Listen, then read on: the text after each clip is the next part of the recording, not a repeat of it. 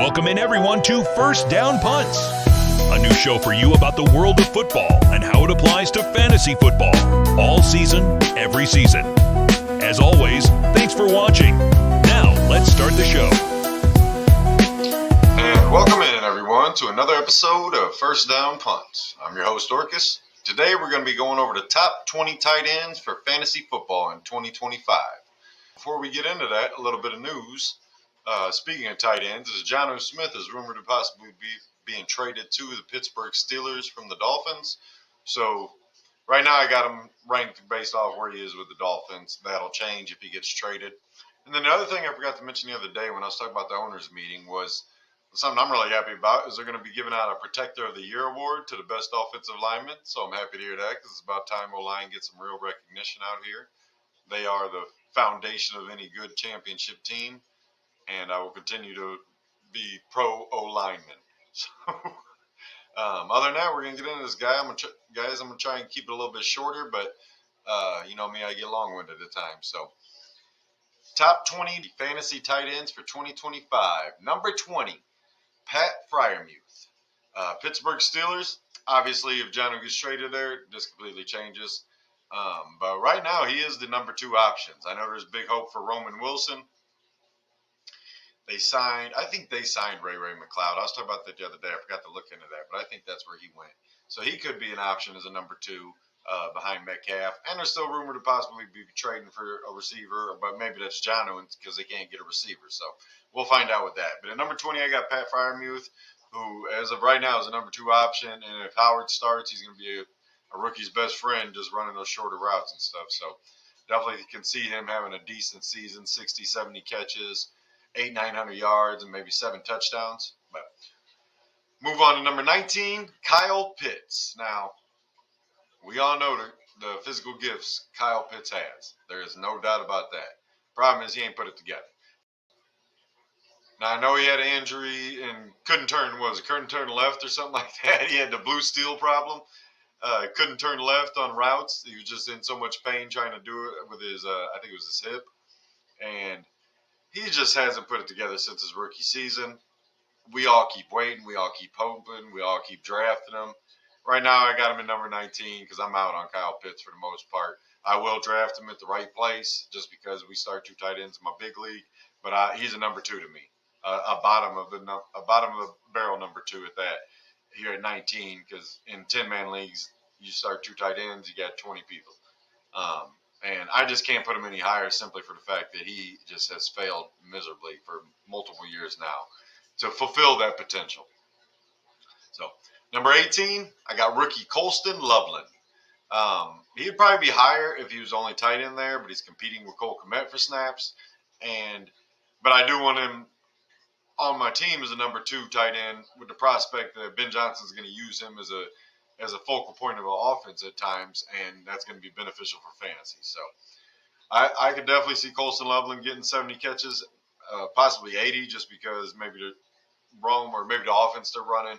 We'll see, but I'm guessing he ends up with more like 50, 55, and shares the field too much with Kmet and as well as the other receivers they have. The ball's going to be spread around. I'm just not expecting a lot of dominance from any Bears pass catcher this year, simply for the fact that they do have 5 guys that can catch the ball. And that's great for the quarterback, not great for fantasy's superstardom. So, number 17, I got Tyler Conklin. Went from the Jets to the Chargers this year. Justin Herbert uses his tight ends. There's no doubt about that. And Conklin is a good tight end. I keep saying this. I know they drafted a Royal late. I think it was a 6th-round pick. And I expect him to get some opportunities, but I don't believe he's ready to be on the field full-time by any means. And definitely still has some things he needs to work on as far as his skill set. Not to mention tight ends take a year or 2 sometimes to get going. Not everybody's Brock Bowers, Sam Laporta. Arroyo's a guy that is not ready to just come in and dominate in my mind. He'll be further down the list, much further down the list. I think I got him around like 32, 33, something like that. Because I do think he has the potential to do something in the second half of the season. I'm not drafting him, I can tell you that much. But Conklin I will draft because if Royal never takes over into the season, Conklin's going to be a damn good fantasy player. for anybody to draft him. So something to consider. Number 16, got Brenton Strange, Jacksonville Jaguars. Evan Ingram signed with the Broncos after the Jags cut him. Brenton Strange filled in admirably last year at points for when Ingram was out, and had a handful of days that you were happy to put in that starting lineup as a spot starter or fill in for a bye week or something. And he's got a big opportunity right now with the attraction that Hunter and Brian Thomas Jr. are going to take away from him.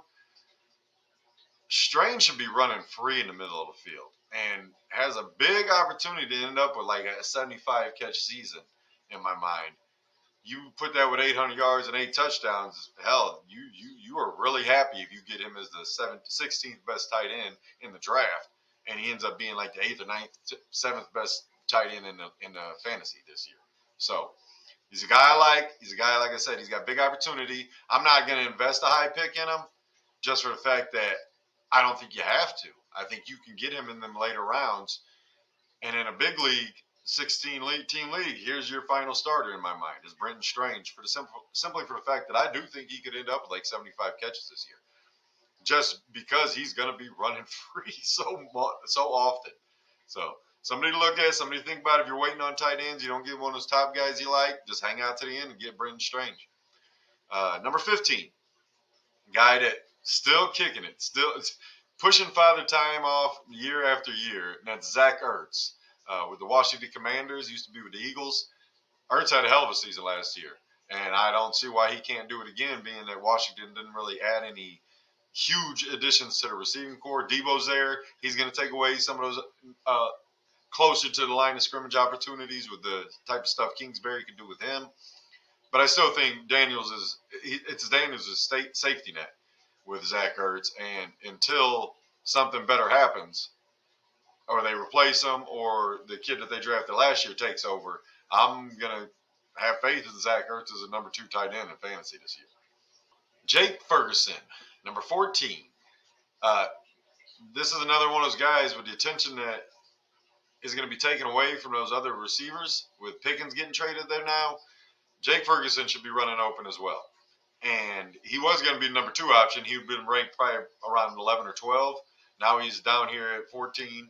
Just because, I mean, you got to count in the fact that Pickens is going to get some of those targets that Ferguson might have got. And CD's still there dominating targets. So I wouldn't be surprised if Ferguson has less than ideal season. That's why I got him down here now. I still like to have him on my team because I think the Cowboys could have a potent offense this year if everybody stays healthy.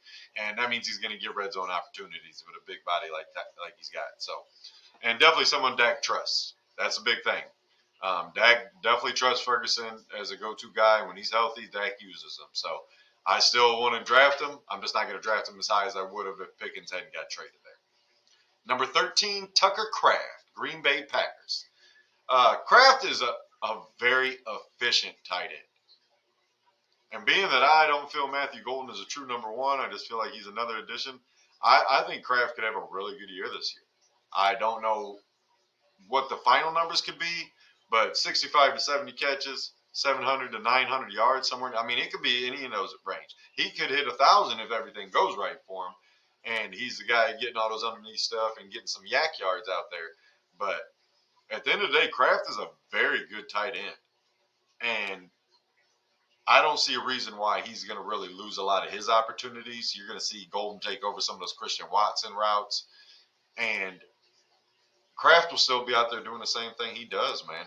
And Love looks for him, so I'm happier to have him as a number 2 or as a late last one of those final number 1 tight ends in those 12-team leagues, 14-team leagues.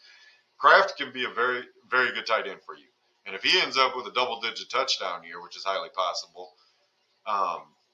you're going to be real happy with Tucker Kraft's final stat line. Just heads up on that. He's a guy that I'm looking to draft as a later tight end that if I don't get one of those top guys, I think he could finish somewhere in the top 8 this year. No problem. Number 12. Now, number 12 is going to come with a but, an if, a maybes, because this guy could be all over the board depending on what happens at QB for this team. And that's David Njoku. I'm not so much worried about them drafting Harold Fannin. I think they're going to use him as like a big slot receiver guy. I think Njoku's still going to be the tight end 1 there, no problem. But what matters to me is who's starting at quarterback. Because if Joe Flacco's starting, I'm picking Njoku probably as the 8th best tight end, 7th best tight end. If Shador or one of those other guys are starting, he's probably going to drop down to around the Colston Loveland range there, 17, 18, because I don't know what's going to happen with it. But I know Flacco looks for him. And they didn't add any big receivers. They lost Elijah Moore. They added Fannin. So with him, Tillman, and Jerry Jeudy there, I still feel like Njoku could have a really good season, depending who's starting at quarterback. Njoku's a super talented guy. He's like one of them Pitts guys. One of them guys you had to wait forever to snap, and then he finally did. And now they can't get a quarterback to start with him, and it's driving me nuts. So, depending on who starts at quarterback, Njoku will move up and down this list. So right now, I just kind of put him in the middle there at 12. Say, hey, this is about where he should be ranked with the unknowns. So, number 11. One of my all-time favorites. I drafted this guy like 4 years in a row in our home league, especially when he was with Detroit.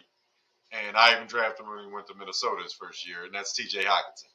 T.J. Hockenson is still a damn fine receiving tight end, 3-down player, guy that you can trust as a number 1 tight end. And he would be higher if I knew what the hell was going to happen with J.J. McCarthy. And that's just the truth. I don't know how good J.J. McCarthy is going to be in the NFL. I've already said that. I wasn't big on him coming into the draft. I still love Hockenson. I still love the opportunity because he's another one of those guys. They got Addison. They got, obviously, Jay Jettis out there running routes, drawing all types of attention. They drafted Ty Felton kid, who I actually like a little bit. He's someone to look out for as a sleeper, like late-round receiver that could get some. If Minnesota's offense goes as planned, he could be that number 3 receiver, and him and Hockenson are going to be kind of fighting for targets. But right now, I'm going with Hockenson as that target getter, as the 3rd guy.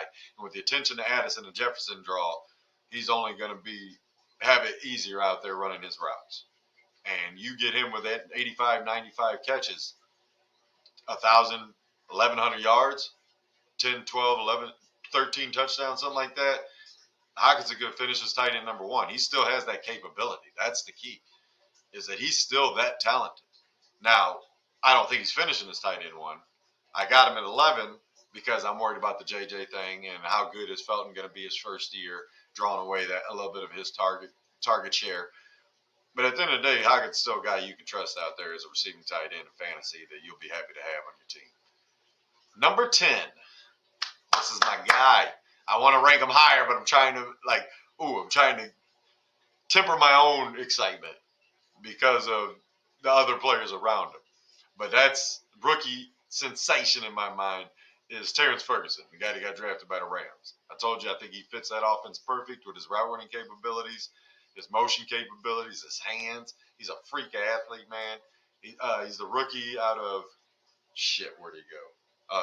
He's the rookie out of Oregon, and he is a weapon, man. With Adams and Puka Nacua there, Puka's had some injury history, so he could get even more valuable if either of those guys goes down, in my mind. But right now I got him at 10 because he is still a rookie. I'm not trying to be like, oh, he should be the number 3 tight end. He's the number 3 in the NFL draft in my mind, and honestly, he wasn't far behind Loveland or Warren in my mind. Now, I would have drafted him a little bit later just because of the capabilities of those other guys. I mean, Warren's a hell of a blocker and a receiver. He's a weapon. He moves all over the place. He lines up everywhere. I understand why he was a top 15 pick. Loveland, I don't think should have got drafted at 10. He probably should have been in the 20s, but Ferguson should have been like 20, I think it was like 25 to 40 I had him going or something.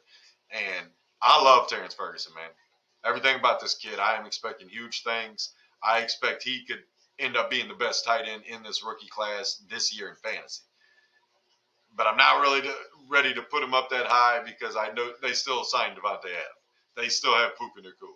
They still love to run the ball with Kyron.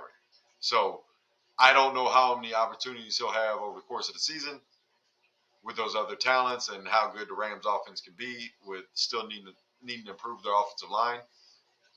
And I'm trying to, like I said, temper my own expectations for this situation because I'm a huge fan of Terrence Ferguson and I want to draft him in every league I can.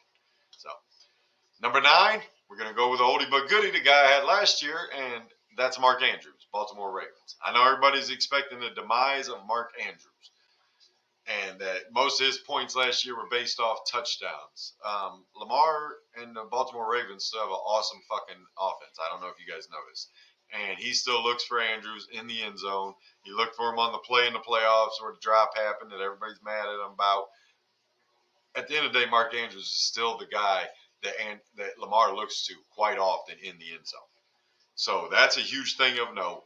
And as I said before, Mark Andrews got in a car accident before the season. He was not right for the first 6, 7, 8 games. He started slow. He came on later in the season. No, he wasn't having the 7, 8, 9 catch days that he used to have every week. And part of that's because the offense has improved. Part of that's because Derrick Henry ran for 1,900 yards. Part of that's because Zay Flowers is a hell of a low route runner. Part of it's because Bateman finally, got more consistency on his production last year. And these are all things to consider. And not to mention Likely was out there, who I still love as a tight end. I've got Mark Andrews and Isaiah Likely on a team, and I keep waiting for the transition to happen, and it just hasn't because Mark Andrews is still that fucking good. Now, he's touchdown dependent, like I said. He's not going to get 100 catches.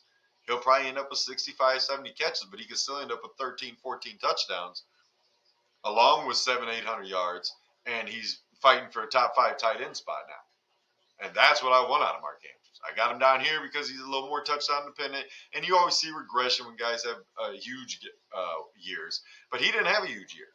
He had I think it was 9 touchdowns last year, 8 or 9 touchdowns, but maybe it was 11. I'd have to look back at that. I forget what it was. But at the end of the day, most of it came in the second half of the season when he was healthy. And when he's healthy, Mark Andrews is still a damn good tight end.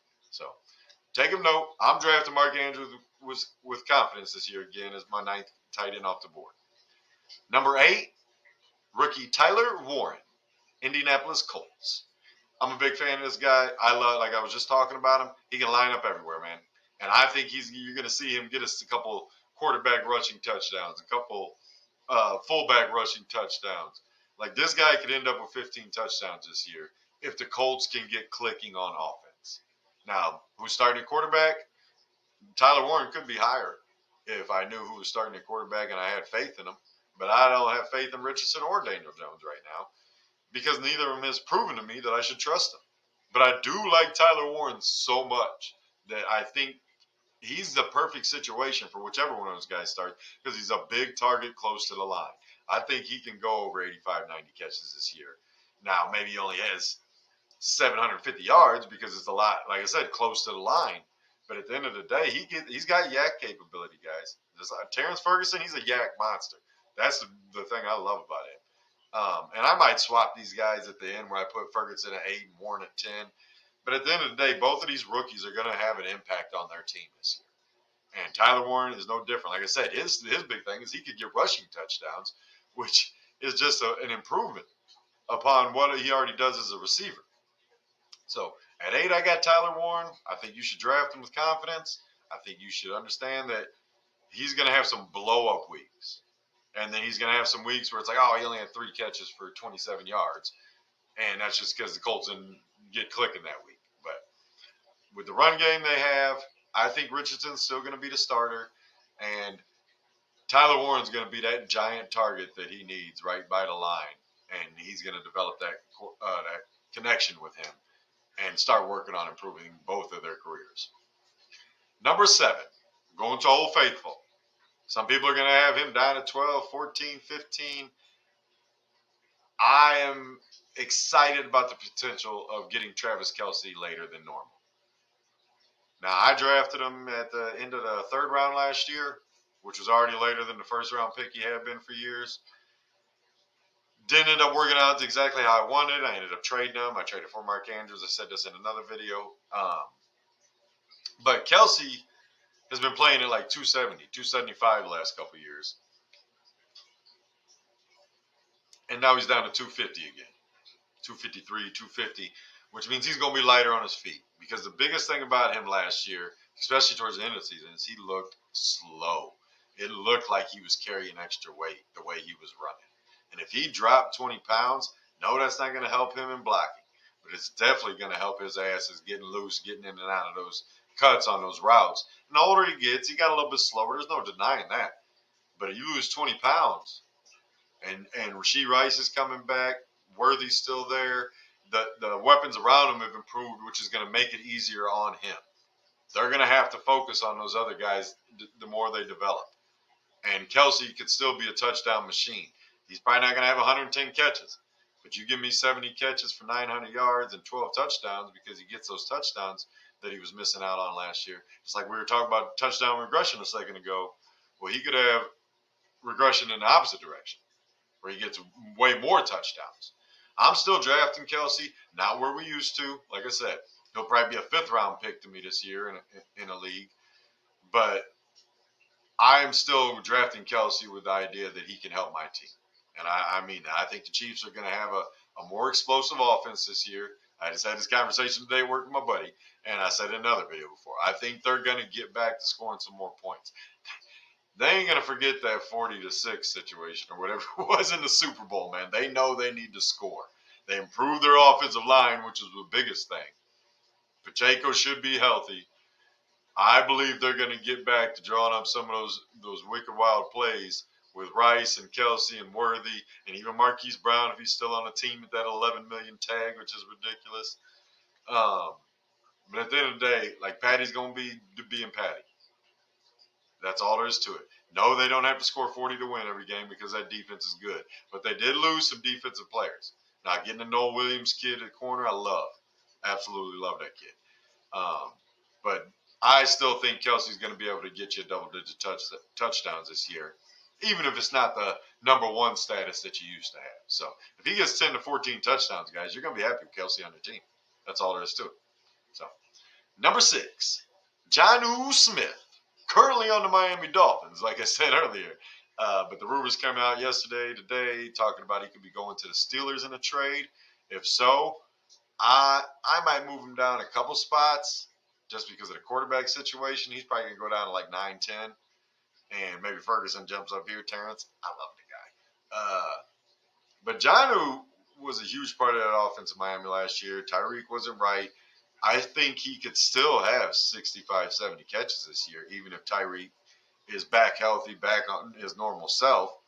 And Waddle's still there, obviously. But if Janu goes to Pittsburgh, I got to drop him down just without Rodgers being there yet in the quarterback situation. If Rodgers ends up signing, I'm still not going to put him up here at 6. I think the comfortable situation in Miami that he has is more likely to have bigger impact on his production this year. He goes to Pittsburgh. It's a new situation, a new offense. Even though he's played with Arthur Smith, so I guess I shouldn't say a new offense. He knows that offense. And that will definitely help him. So maybe I won't drop him as low as I'm thinking. But we'll find out what happens in the coming weeks here, months, however long Rodgers decides. Honestly, if I'm Pittsburgh, I'd be like, I'm out on Rodgers. Either I'm starting Will Howard or I'm starting Kirk Cousins this year. And figure out what to do. Maybe Carson Wentz even. Bring him back. See if he can get his career back on track for a few years. But at the end of the day, man, Janu is a very talented. He's always been a talented tight end. Everywhere he goes, he has an impact as a receiver. It's not going to be any different this year, especially if he stays with Miami. Number 5, my Detroit Lions, Sammy Laporta. What's up, buddy? My biggest thing about Laporta is he's still a damn good tight end. Yes, some of the luck didn't go his way last year as far as catches go because they were getting Jameis more improved on the offense. But it's all going to be situational. The guy we brought in, OC, Johnny Morton, I mentioned this before. He was with us before. He knows what we like to do. And I believe he was a tight ends coach in Denver. So he's already going to be wanting to use a tight end. Dan Campbell's a tight end. Sam Laporta is one of the best damn tight ends in the NFL right now. So I do believe Sam Laporta is going to have a bounce back year, I would say, and possibly come close to those rookie year, if not improve beyond those rookie year numbers. Jameis is going to draw that attention. Amon-Ra's still there. Tim Patrick's still there. We got the Tesla guy, Gibbs, Monty. The offense is basically the exact same, other than our guard spot and Tesla coming there. And no, that's it. Just Isaac Tesla is the only difference, really, is the receiving corps. So I'm big on Laporta. I'm still willing to draft him in the first 4 rounds, and take the chance that he's getting back on track as one of those top tier tight ends. Number 4, Evan Ingram. We just talked about Brendan Strange a little bit ago, and Ingram left after he got cut, went to Denver. Evan Ingram's in Denver, and he's about to be Sean Payton's Joker, man. Like, Evan Ingram, I think, is going to have a good year. He's going to be probably the number 2 receiver there as far as consistency. Mims is going to be the big play guy still. Sutton's the number 1. But honestly, Sutton and him could compete for receptions lead on this team. Because Sutton is a bigger guy that runs downfield more often. He's not getting a lot of underneath stuff. Whereas Evan Ingram can be that player all over the field. He can get downfield with his speed. He runs those in and out routes underneath. He could definitely end up with 95 catches this year, 100 catches this year again, just like he had last year. Or 2 years ago. I forget how many he had last year. But he could hit that 100 catch mark again. That's for damn sure in that Sean Payton offense. I think it's something that you should be expecting. You should be drafting this guy in round 3 and watch him go to work in that Denver offense this year with Bo Nix. He's only going to help Bo Nix. So I can't wait to see what happens with him. He's always been a super talented receiver. His biggest thing was consistency when he was with the Giants before. Went to Jacksonville, proved that he can be consistent when healthy. So that's always going to be his biggest thing. Can he stay healthy? But as far as talent goes, and in that Sean Payton offense, I think he's going to be a valuable weapon. Think Jimmy Graham back in the day. That could be Evan Ingram this year. So, number 3. These top 3, you can swap around whatever you want. It's kind of like the quarterback situation. But George Kittle's number 3 right now, simply for the fact that Ayuk will be back eventually. Jennings came on and proved he could be consistent. Ricky Pearsall, I expect to take that next step. So it's still going to be spread out. And if McCaffrey is healthy, they're going to run the ball more. Kittle's going to stay in the block more. So I don't want to put him in number 1 simply for that. But I think Kittle's still going to be a big part of this offense this year. End up with 80, 85 catches, 1,100 yards, 9, 10, 12 touchdowns, somewhere around there. He could finish as number 1, no questions asked. And not to mention, they got the easiest schedule, or one of the easiest schedules in the NFL this year. I think it's the 3rd easiest schedule for strength of schedule. So that could definitely be helpful when it comes to him scoring points. But Kittle should probably be beginning of the 3rd, into the 2nd round pick this year, and hope that he just snaps, man, that he is just the number 1 receiver there. He ends up over 100 catches, something like that. But I think you see him get around like 85 to 90. Like I said, 1,100 yards, 10, 12 touchdowns, and stays as a top 5 tight end that you should be drafting with that confidence. Number 2, catch machine. Arizona Cardinals, Trey McBride. Biggest thing about McBride, man, is they didn't really add any weapons. And there is no reason to think he's not going to get another 100 catches. He's going to get 130 targets. Marvin will get some more targets this year, but I don't see why McBride is not going to get that same amount of target share, same amount of catches, and he's going to continue to do that. Now, here's the key. He's probably going to finish as number 1 tight end this year because he's not going to have 4 touchdowns or whatever it was last year. He's going to end up with 11 or 12 if Murray can hit him more in that red zone. And I'm expecting that, like I said, positive regression back towards the – I expect McBride to have one hell of a season this year for the simple fact that it's just him and Marv, basically. And that is fantasy gold for any tight end. Now, obviously, that more attention from the defense goes towards him, especially after what he did last year. But what he showed you is he can do it against defenses paying attention to him. Don't have any – this guy's probably a 2nd-round pick. And that's just a fact. You should draft him in the 2nd round, start him and smile as everything goes okay. Or everything goes great, I should say. But Trey McBride's a stud, man. I drafted him a few years ago in the league, held him for a year and a half, or whatever. I think it was like a year and almost 2 years before he finally showed out. I ended up trading him because he finally showed out. Like the next year, I think it was week 3, week 4, he was showing out, and I got a haul for him. But I already had good tight ends besides him, so it was a move I made just to help the rest of my team.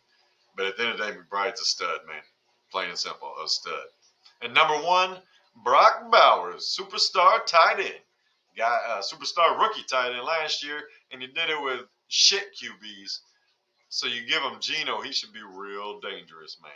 Real dangerous. The offense is improved around him, all the weapons. That could take a little bit away from his target share, but Brock Bowers is the number 1 option in that offense still, and there's no questions about that. I love Jacoby Myers, hell of a receiver. I think he's a better number 2 than a number 1.